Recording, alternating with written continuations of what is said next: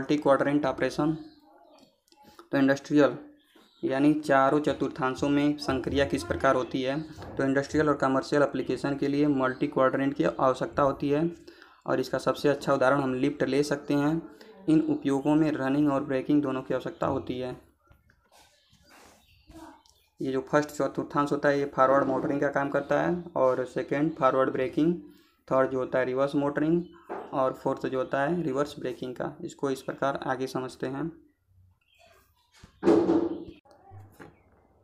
इसको हम एक लिफ्ट का केस लेकर समझते हैं, ठीक है। ये फर्स्ट क्वाड्रेंट है।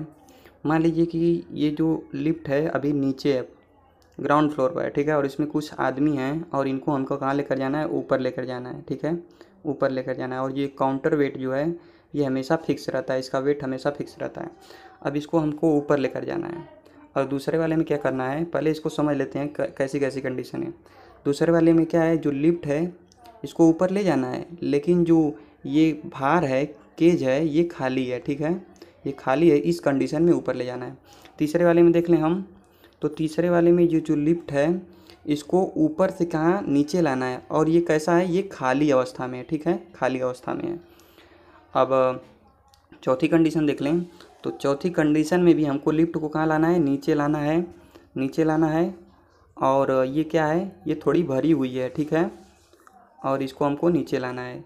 तो किसी भी लिफ्ट में यही चार कंडीशन हो सकती है, या तो लिफ्ट एकदम नीचे हो और उसमें कुछ आदमी हो उनको ऊपर ले जाना हो, ठीक, और दूसरी कंडीशन देखिए, या तो लिफ्ट पूरी खाली हो तब उसको ऊपर ले जाना हो। तीसरी कंडीशन देखें, लिफ्ट पूरी खाली हो लेकिन ऊपर हो, उसको नीचे लाना हो, ठीक है। और चौथी कंडीशन देखें, लिफ्ट भरी हो और ऊपर से उसको नीचे लाना हो। तो आइए इसको देखते हैं हम। अब इसके हम साइन को देखेंगे कि ये जो हमारा क्लॉकवाइज एंटी क्लॉकवाइज हो रहा है, ये कैसे हो रहा है।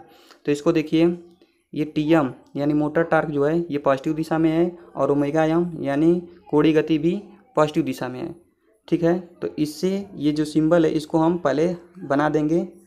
टीएम पॉजिटिव दिशा बोले तो एंटी क्लॉकवाइज में ही पॉजिटिव दिशा होता था, तो इसको एंटी क्लॉकवाइज ले लेंगे। और टीएम का विरोध कौन करता है, टीएल करता है, तो इसको क्लॉकवाइज में ले लेंगे जो कि निगेटिव होगा। इसी प्रकार हम इसको एक्सप्लेन करेंगे, ठीक है, क्योंकि इसका आगे नोट्स हम नहीं दे रहे हैं, इसी में हम पूरा वीडियो बता दे रहे हैं। और जो ओमेगा एम है ये क्या है, पॉजिटिव है यानी एंटी क्लॉकवाइज ये भी होगा। एक बार और देखते हैं, टीएम यानी मोटर टार्क जो कि ये पॉजिटिव दिशा में है यानी पॉजिटिव है, तो ये एंटी क्लॉकवाइज जाएगा। और ओमेगा एम भी पॉजिटिव है, ये भी एंटी क्लॉकवाइज गया है। और मोटर टार्क का विरोध लोड टार्क करता है, तो ये क्लॉकवाइज हो गया है, ठीक है। अब सेकेंड में देखते हैं, तो सेकेंड में देखिए ये ओमेगा एम तो पॉजिटिव है लेकिन मोटर टार्क क्या है, निगेटिव है। तो मोटर टार्क निगेटिव है तो ये क्या हो जाएगा, मोटर टार्क ये देखिए निगेटिव है, तो निगेटिव के लिए क्लॉकवाइज हो जाता था, तो देखिए मोटर टार्क क्या हो गया, क्लॉकवाइज हो गया। और मोटर टार्क का विरोध करेगा लोड टार्क, तो ये क्या हो गया, एंटी क्लॉकवाइज हो गया, ये पॉजिटिव हो जाएगा। और ओमेगा एम जो है, ओमेगा एम क्या है, ओमेगा एम तो पॉजिटिव है ना, तो पॉजिटिव के लिए एंटी क्लॉकवाइज। तो सिंबल आपको समझ में आ रहा होगा। ऐसे ही इसके लिए हो जाएगा। देखिए यहाँ पर मोटर टार्क भी निगेटिव है और कोणीय गति भी निगेटिव है, यानी दोनों क्लॉकवाइज में होंगे। तो देखिए मोटर टार्क भी क्लॉकवाइज में है और ओमेगा एम भी क्लॉकवाइज में है। और मोटर टार्क का विरोध करेगा लोड टार्क, तो ये क्या हो गया, एंटी क्लॉकवाइज हो गया। जस्ट इसी प्रकार आप फोर्थ क्वाड्रेंट को भी समझ सकते हैं। अब हम देखते हैं कैसे हो रहा है फॉरवर्ड मोटरिंग, फॉरवर्ड ब्रेकिंग और दोनों केस कैसे हो रहा है, इसको हम देखते हैं। तो फॉरवर्ड ब्रेकिंग देखिए, फॉरवर्ड मीन्स प्लस, ठीक है, अरे फॉरवर्ड मोटरिंग, मोटरिंग मीन्स भी क्या, प्लस, ठीक है। अब देखिए फॉरवर्ड यानी जो ये लोड है इसको हमको ऊपर उठाना है, तो मोटर को काम करना पड़ेगा ऊपर ले जाने के लिए, तो ये क्या हो गया, मोटरिंग का केस हो गया। और फॉरवर्ड यानी चूँकि प्लस की ही दिशा में दोनों हैं, तो फॉरवर्ड मोटरिंग हो जा रहा है, ठीक है। यानी यहाँ पर हमें लोड को ऊपर ले जाना है, तो मोटर द्वारा आघूर्ण जनरेट होगा, जो कि ये मोटर टार्क है ये ज़्यादा होगा किससे, लोड टार्क से, तभी तो ये ऊपर जाएगा। और लोड टार्क नीचे लग रहा है किस कंडीशन में, यहाँ पर तो आपका क्या बोलते हैं, उसका कुछ भार होगा यम, और जी ये भी नीचे की तरफ कर रहा है, लेकिन मोटर टार्क ज़्यादा होगा लोड टार्क से। और जिस कंडीशन में मोटर टार्क ज़्यादा होगा उसी की दिशा में हमारा कोणीय गति होगा। कोणीय गति के मतलब दोनों का अंतर करें तो जो ज़्यादा होगा उसी की दिशा में ये कोणीय गति होती है। तो पहला कंडीशन आपको समझ में आ गया। दूसरा देखते हैं फॉरवर्ड ब्रेकिंग। तो फॉरवर्ड ब्रेकिंग क्या है? अब देखिए फॉरवर्ड ब्रेकिंग, इसमें क्या हो रहा है, इसमें ब्रेक लगाना पड़ रहा है। क्यों?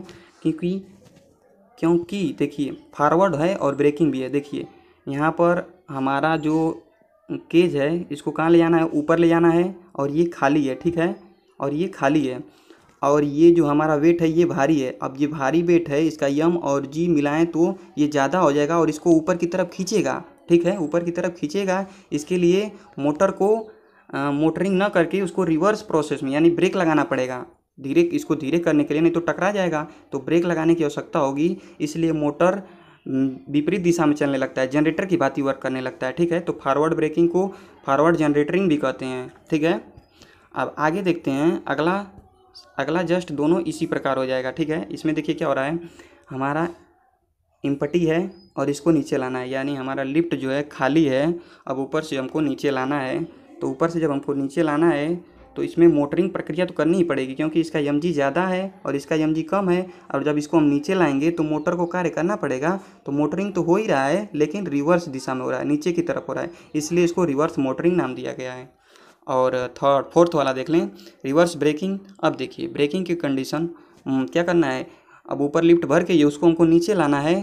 तो जब हम नीचे ला रहे हैं तो इसका भार ज़्यादा है, और भार ज़्यादा है, इसको नीचे ला रहे हैं तो इसको टकराने की संभावना होगी।